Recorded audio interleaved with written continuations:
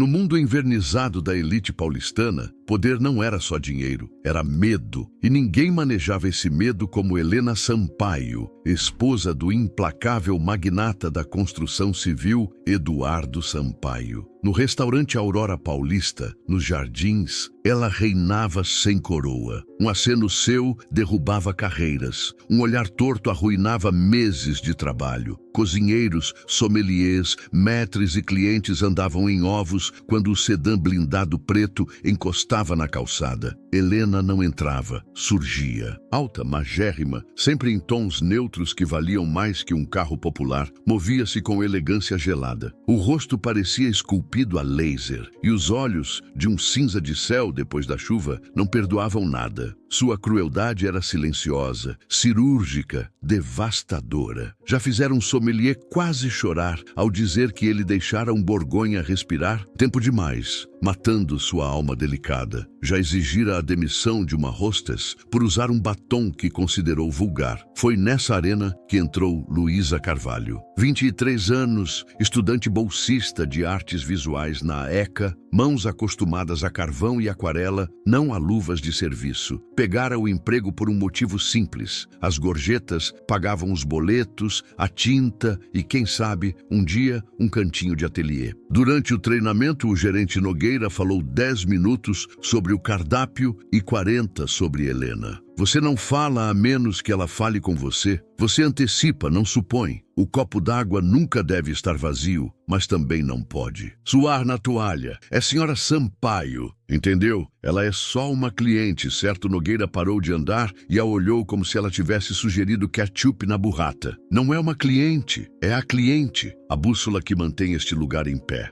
Na primeira semana, Luísa acompanhou o garçom veterano Samuel. Era terça. O ar gelado do salão parecia mais frio quando Helena chegou com o marido. O ritual começou. Nogueira ajeitou a gravata. O sommelier trouxe a rolha com reverência. Samuel se aproximou do casal, postura impecável. Helena ignorou por 1 minuto inteiro, conversando com Eduardo. Por fim, virou a cabeça devagar e avaliou o garçom como quem examina uma peça de leilão. Está novo. Trabalho aqui faz 12 anos, senhora Sampaio. A sua postura mudou. Você curvou os ombros. Isso pesa no ambiente. Pedido feito no fio da navalha. Peixe com pele tostada por exatamente 90 segundos de cada lado, aspargos cortados em diagonal precisa. Eduardo apenas grunhiu por um bife, ao ponto para menos. Quando Samuel voltou para a copa, a mão tremia. Aquilo não era jantar, era um espetáculo. E todos sabiam suas falas. 3 semanas depois, Samuel faltou, coisa raríssima. Por falta de opção, Nogueira escalou Luísa para a sessão da rainha. Respira, antecipa, não debate. Você é um fantasma que traz pão e água. O coração de Luísa martelou no peito, mas as pinturas que a esperavam em casa foram âncora. Isso era trabalho, eram pessoas. Helena chegou em um vestido preto severo que parecia absorver luz. Eduardo no celular, já de cara entediada. Boa noite, senhor e senhora Sampaio. Helena não olhou o menu, olhou Luísa. Não me lembro de você. Tua Luísa, comecei há 3 semanas. Inconveniente, o restaurante anda frouxo. Vamos ver se o serviço caiu junto. O pedido veio como teste de laboratório. Um martini seco com gin nacional específico, vermute branco medido, casca, larga de limão siciliano expressa e descartada, taça gelada a 3 graus. Precisa anotar? Não, senhora. Para ele, uísque puro. No bar, o barman Frank ergueu a sobrancelha. Ela está te batizando. Quer que eu use o termômetro na taça? Quero, por favor. Frank assentiu e a respeitou.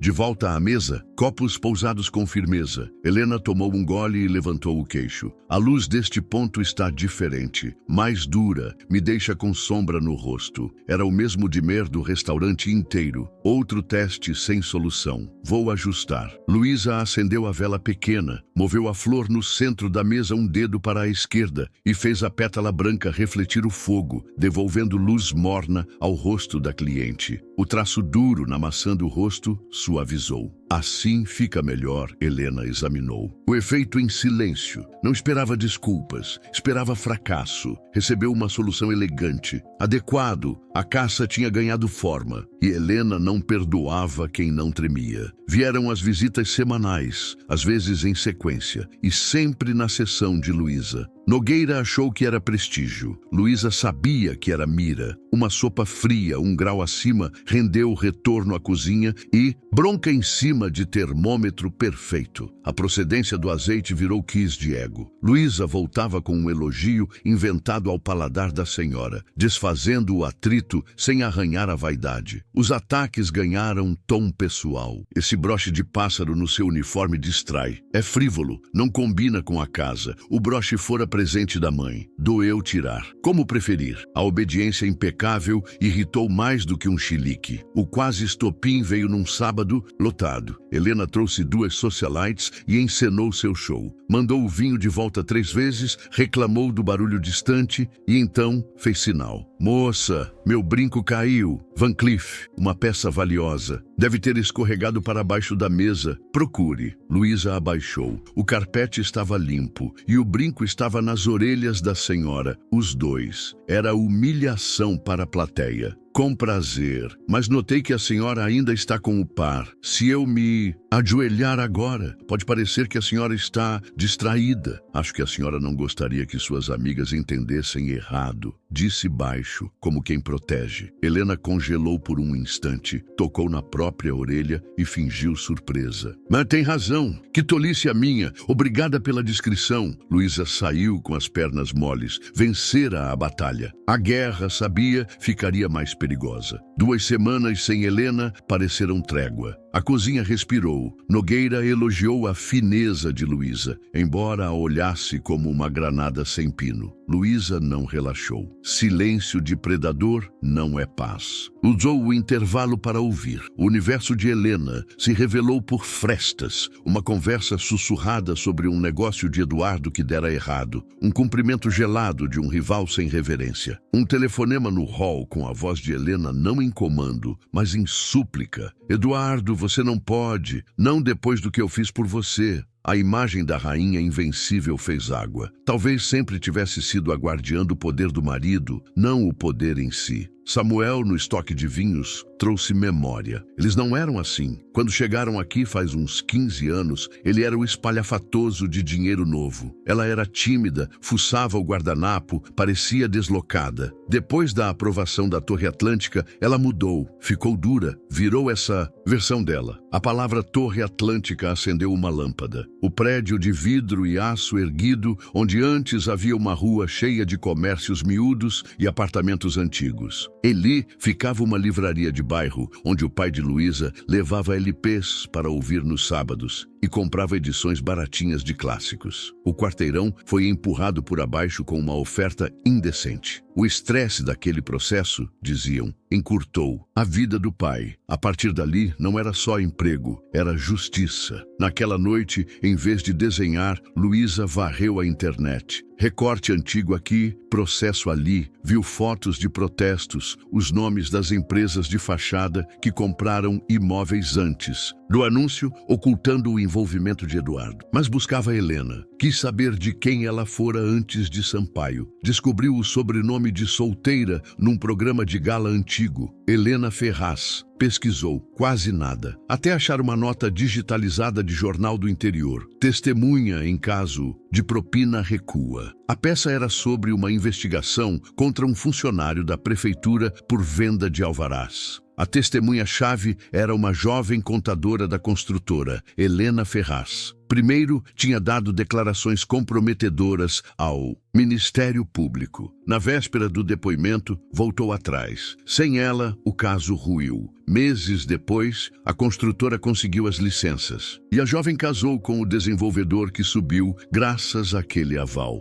Eduardo Sampaio. O silêncio no quarto ficou afiado. A fragilidade de Helena não era vaidade ou face, era passado. Quando Helena voltou, não veio para jantar, veio para encenar. Planejara melhor palco e arma. o baile beneficente Luz do Bem, no Hotel Unique, sempre lotado de empresários, políticos, artistas e imprensa. Helena presidia o comitê. Precisava de um ato público, uma humilhação exemplar. Uma semana antes, chamou Nogueira. Quero o melhor serviço na noite do baile. E a menina nova na minha mesa. Samuel encostou Luísa na copa. É cilada. Não é prêmio. Abre o olho. Noite do evento. O salão, oceano de orquídeas brancas e luzes miúdas. Luísa, em uniforme formal, movia-se com precisão. Helena brilhava em prata. No pescoço, uma pedra absurda. O colar, safira atlântica. Presente, recente de Eduardo que vivera nas revistas. Eduardo ao lado sorria como dono do mundo. O golpe veio ao fim do prato principal. Meu colar sumiu. O ruído baixou até virar suspiro. O pescoço de Helena, livre. Estava aqui agora. Senti. Eduardo ficou de pé com o senho fechado.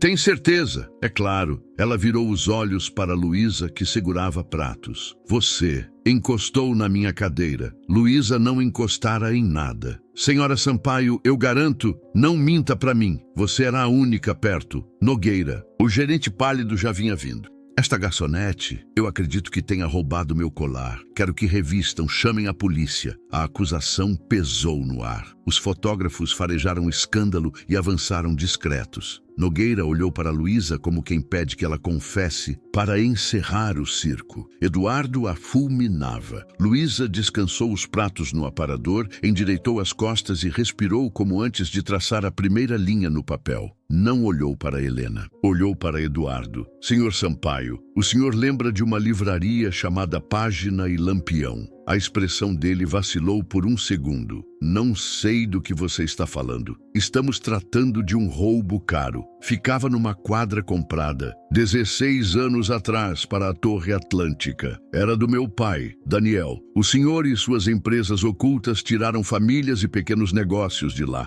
Mataram uma vizinhança para erguer sua vitrine. Não tem nada a ver com isto. Ache o colar. Luísa virou então para Helena, sem elevar a voz. Tem, sim. É sobre como impérios nascem, sobre segredos. A senhora conhece bem. Li sobre uma jovem contadora chamada Helena Ferraz. Tinha os livros, sabia para onde foi o dinheiro. Ia depor sobre propina em alvarás. Recuou na véspera. O caso caiu. Meses depois, casou com o beneficiado. Mudou o sobrenome. Mudou de vida. Construiu o resto em cima daquela mentira. O salão ficou mudo. Não havia grito na fala. Havia fatos, um a um. A senhora pode me acusar de roubo, mas a senhora sabe que roubou outra coisa lá atrás. Uma cidade que poderia ter sido. Helena encarou Luísa com a boca entreaberta. O verniz rachou. Naqueles olhos apareceu por um sopro a moça do interior que trocou a própria verdade por um lugar à mesa. Luísa então girou suavemente o holofote. Eu não tenho o seu colar, senhora Sampaio, mas acho que seu marido sabe onde ele não está. E apontou não para Eduardo, mas para o bolso do paletó de Arthur Viana, rival e sócio recorrente 2 cadeiras adiante. Mas exatamente a réplica que ele mandou fazer, útil para trocar hoje, causar confusão e chantagear depois. E tem mais. Seguro não cobre desaparecimento misterioso. Um prejuízo desses antes da abertura de capital na bolsa pesa mal. Eduardo virou a cabeça para Arthur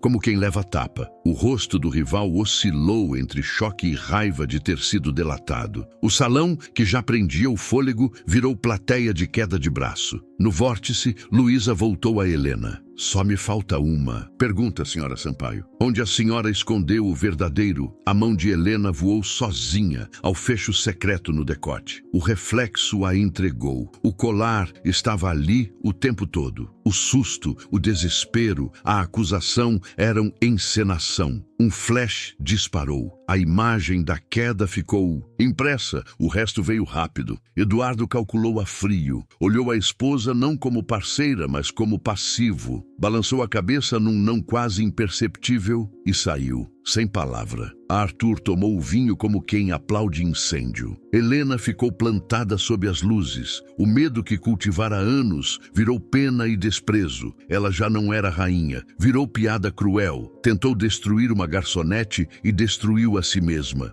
Luísa deixou o salão por uma porta de serviço. As mãos tremiam só então. Samuel estava no corredor com um copo d'água. Não disse nada. O respeito nos olhos cansados dizia tudo. Nogueira, atordoado, mandou que ela fosse para casa. Ela nunca mais voltou ao Aurora Paulista. Não precisava. A história correu a cidade. A garçonete que derrubou a rainha. Helena sumiu. Por um tempo, o divórcio foi rápido e silencioso. O IPO de Sampaio Urbanismo atrasou e saiu sem brilho, manchado pelo escândalo. Luísa mergulhou na pintura. Meses depois, fez a primeira exposição pequena numa galeria da Vila Madalena. O quadro central mostrava uma mulher de vestido prateado, rosto perfeito, e nos olhos o reflexo de uma jovem apavorada abraçando um livro-caixa. Ao fundo, quase fantasma, a fachada da página e lampião. O título era O Preço de uma Torre. Foi o primeiro a ser vendido. O que fica dessa história não é sobre um colar ou um jantar, é sobre alicerces. Glamour sem verdade racha, poder sem decência apodrece, e basta uma pessoa com dignidade calma e a coragem de falar, mesmo com a voz tremendo, para fazer a fachada desabar. Luísa não saiu de casa para virar heroína, só recusou o papel de vítima. Dignidade é um escudo que dinheiro nenhum compra e que nenhuma crueldade atravessa. Se você já encontrou uma Helena no caminho, talvez se lembre do que Luísa fez. Manteve o prumo, olhou nos olhos e escolheu a verdade. O resto, cedo ou tarde, cai por gravidade.